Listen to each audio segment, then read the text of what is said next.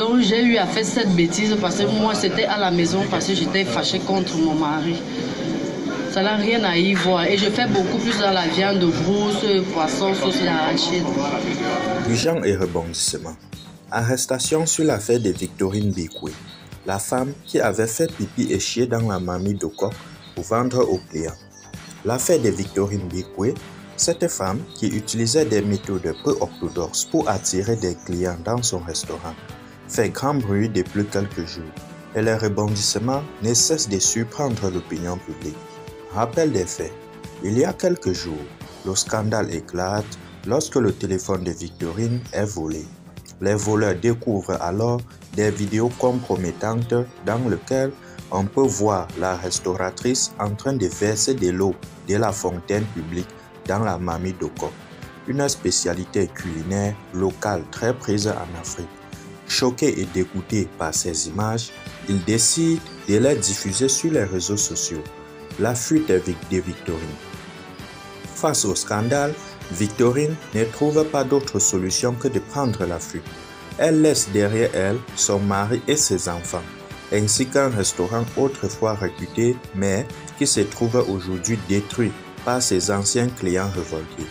La traque de la police. Mais la fuite de Victorine est une courte durée. En effet, après plusieurs jours de traque, la police la retrouve aujourd'hui déguisée en perruque rouge pour tenter de passer inaperçue. Elle a été immédiatement arrêtée et placée en garde à vue. La justice prend le relais maintenant que le coupable est entre les mains de la police. L'affaire est désormais entre les mains de la justice.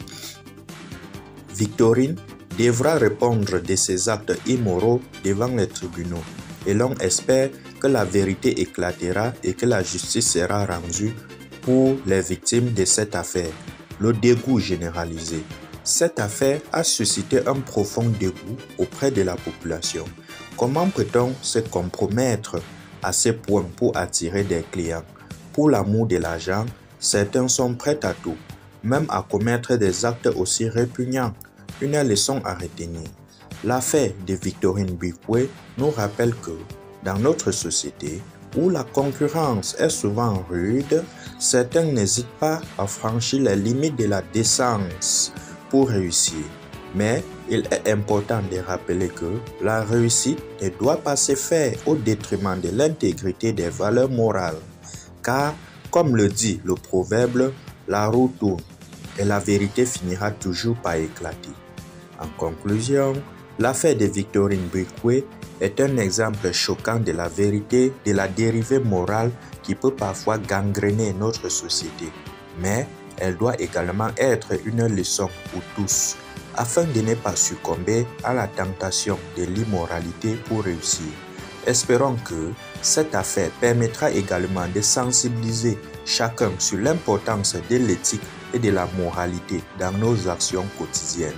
La justice devra maintenant faire son travail pour que les victimes de cette affaire soient entendues et que la paix et la sérénité puissent revenir dans la communauté. Merci de nous avoir écoutés. Surtout, abonnez-vous à Magazine d'Info, votre chaîne YouTube d'actualité, de sport, de divertissement et toute autre information. Merci.